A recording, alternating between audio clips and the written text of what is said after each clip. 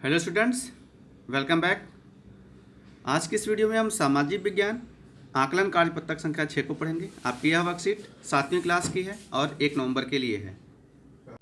इस वर्कशीट में हम सामाजिक विज्ञान का जो आपका हमारे अतीत है उसमें मुगल साम्राज्य है, मुगल प्रशासन है, उसके बारे में पढ़ेंगे। असेसमेंट वर्कशीट है, या आपने जो पिछली वर्कशीट में पढ़ा मुगल साम्राज्य के बारे में, उसी के बारे में एक पैराग्राफ दिया गया है। 5 प्रश्न है और फिर नीचे 5-6 प्रश्न हैं जिनके आपको उत्तर देने हैं। टोटल वर्कशीट आपकी 20 नंबर की है। सबसे पहले अपना नाम और अपने कक्षा अध्यापक का नाम लिखेंगे। अब शुरू करते हैं। नीचे दिए गए अनुच्छेद को पढ़िए और पूछे गए प्रश्नों के आपको उत्तर देने हैं। तो चलिए अनुच्छेद पढ़ते हैं कि अकबर ने अपने करीबी मित्र और दरबारी अबुल फजल को आदेश दिया कि वह उसके शासनकाल का इतिहास लिखे। अबुल फजल ने यह इतिहास 3 जिल्दों में लिखा और इसका शीर्षक है अकबरनामा। तो अकबरनामा एक किताब है जिसके लेखक कौन है? अबुल फजल है। ये अकबर के शासन संबंधी दस्तावेज है। पहली जिल्द में अकबर के पूर्वजों का बयान है, दूसरी में अकबर के शासनकाल की घटनाओं का विवरण देती है, तीसरी जिल्द आईने अकबरी है, इसमें अकबर के प्रशासन, घराने, सेना, राजस्व और साम्राज्य के भूगोल का ब्यौरा है। अब देखिए 3 जिल्द है, 3 वॉल्यूम है, तीनों में क्या क्या है आपको बताया गया। इसमें समकालीन भारत के लोगों की परंपराओं और संस्कृतियों का भी विस्तृत वर्णन है। आईने अकबरी का सबसे रोचक आयाम है विभिन्न प्रकार की चीज़ों, फसलों, पैदावार, कीमत, मजदूरी और राजस्व का सांख्यिकी विवरण है। अकबरनामा को आईने अकबरी भी बोला जाता है। तो इसमें संस्कृति, फसल, कीमत, क्या क्या चीज़ें हैं और उन सबका पूरा इसमें विस्तृत वर्णन है। अब प्रश्नों की तरफ आते हैं। अकबरनामा के रचयिता कौन है? तो बी अबुल फजल। आप ये गोला काला करेंगे। दूसरा है आईने अकबरी में किन विषयों पर चर्चा की गई है? प्रशासन पर की गई है, बिल्कुल सही। सेना पर की गई है, राजस्व पर, सभी डी। आपका डी उत्तर सही है, तो डी के सामने वाले गोले को आप काला करेंगे। अब अकबरनामा के पहले जिल्द में किसका वर्णन है? तो पूर्वजों का, अकबर के पूर्वजों का, जैसे बाबर, हुमायूं का। तो आप ये लिखिए, ए सही है। दूसरा, अबुल फजल किसके समकालीन थे? अबुल फजल अकबर के मित्र थे, उनके दरबारी थे, उन्हीं के समकालीन होंगे। तो बी उत्तर आपका एकदम सही होगा, आप इस पर टिक लगाएंगे। अब प्रश्नों की तरफ चलते हैं। तो इसमें है देखिए कि मनसबदार कौन थे? तो आपको लिखना है मनसबदार कौन थे। तो देखिए मनसबदार ऐसे व्यक्तियों को कहा जाता था, इनका मतलब ये जो मनसब एक मनसब शब्द होता था, ऐसे व्यक्तियों के लिए होता था जिन्हें कोई सरकारी पद मिला हो। मनसबी सरकारी पद या हैसियत मिली होती थी और यह मुगलों द्वारा चलाई गई एक श्रेणी थी। इसमें मनसबों का वेतन, पद एवं सैनिक उत्तरदायित्व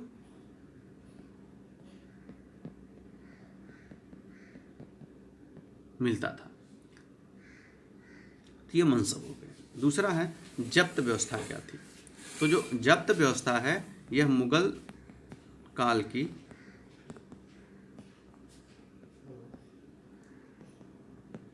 राजस्व व्यवस्था थी, जिसमें भूमि को पैमाइश करके उस हिसाब से प्रत्येक फसल के लिए अलग अलग कर निर्धारण, राजस्व निर्धारण किया जाता था। तो आपको पता है टोडरमल थे, उन्होंने अकबर के ज़माने में भूमि की पैमाइश की, कौन सी भूमि कितनी उपजाऊ है, इस पर किस फसल की कितनी उपज होगी।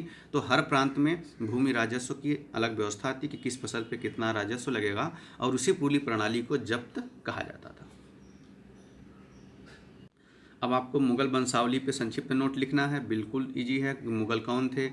बाबर था, बाबर के पिता का नाम क्या था, बाबर का वंशज कौन थे, जैसे तैमूर का, और एक तरफ तो ये जो इसके बारे में फिर बाबर के बाद हुमायूं और अकबर, ये पूरी वंशावली आपको लिखना है। शाहजहां, इन सबको एक चार्ट बना के आप लिख सकते हैं। जैसे बाबर है तो बाबर का बेटा हुमायूं है, हुमायूं का अकबर है, अकबर का फिर कितने बेटे हुए, फिर जहांगीर, शाहजहां, जहांगीर, फिर शाहजहां के कितने बेटे हुए, फिर तो इस तरह से आपको वंशावली पूरा लिखना है, जैसे फैमिली चार्ट आप लिखते हैं ऐसे आपको बनाना है।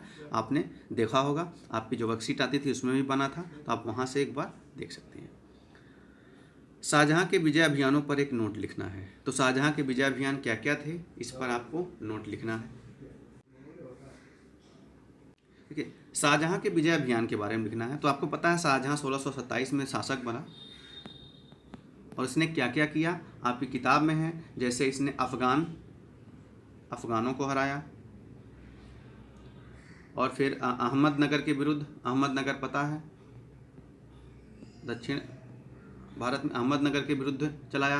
फिर बुंदेलों को हराया, ओरछा पता है, वहाँ पे हराया, कब्जा कर लिया। बल्ख पर उत्तर पश्चिम यानी अफ़गानिस्तान और काबुल के आसपास जो बल्ख प्रदेश था, बल्ख, वहाँ पर भी उसने कब्जा किया।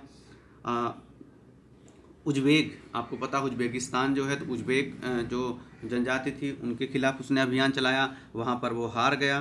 तो ऐसे जो 4-5 शासक थे या 4-5 जातियाँ थी या जो प्रशासन थे, जो सत्ता थी, उनके खिलाफ इसने अपना अभियान चलाया।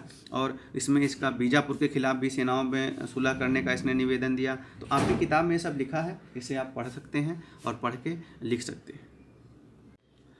अब अकबर की नीतियों पर संक्षिप्त लेख लिखना है। तो अकबर की नीतियाँ आप देख सकते हैं। अकबर की सैन्य नीति है, अकबर की सांस्कृतिक नीति है, अकबर की धर्म नीति है, सैन्य। अब सैन्य में उसने कहाँ कहाँ आक्रमण किया आप किताब में है। धर्म में जैसे उसने दीन इलाही चलाया, सभी धर्मों का वो सम्मान करता था। तो उनके एक नहीं, उसने जो राजाओं के साथ क्या किया, मित्र सुलह कुल की नीति अपनाई। सुलह कुल की नीति अपनाई मतलब जो राजा थे, राजपूत थे, उनसे शादी ब्याह कर लिया, उनको मित्र बना लिया, रिश्तेदारी बना ली, तो उससे भी अपना साम्राज्य बढ़ा लिया। इस तरह की उसकी नीतियाँ हैं। तीनों नीतियों में क्या क्या चीज़ें हैं, इसे आप लिखिए।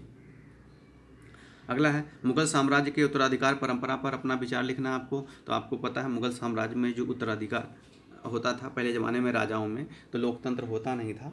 तो राजा का ज्येष्ठ पुत्र क्या होता था, राजा का ज्येष्ठ पुत्र न सामान्य रूप से शासक होता था। लेकिन मुगलों में सहदायाद थी।